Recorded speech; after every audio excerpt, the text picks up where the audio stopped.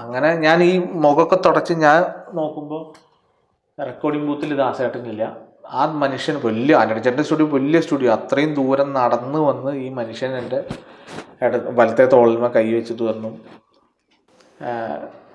നിഖിലേ മോനെ, ഒരു നല്ല കലാകാരനെ കരയാൻ കഴിയുള്ളൂ എന്നൊക്കെയാണ് പുള്ളി പറയുന്നത്. കാരണം എനിക്ക് ഭയങ്കര സന്തോഷമായി.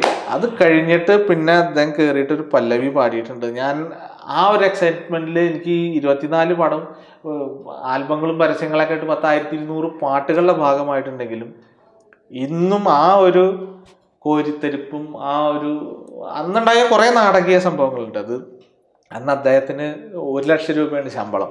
ആ 1 ലക്ഷം രൂപയിൽ നിന്ന് ഒരു കെട്ടെടുത്തിട്ട്, ഒരു 10,000 രൂപയുടെ കെട്ടെടുത്തിട്ട് അദ്ദേഹം എൻ്റെ കയ്യിൽ വെച്ച് തന്നിട്ട് പറഞ്ഞു, മോനെ,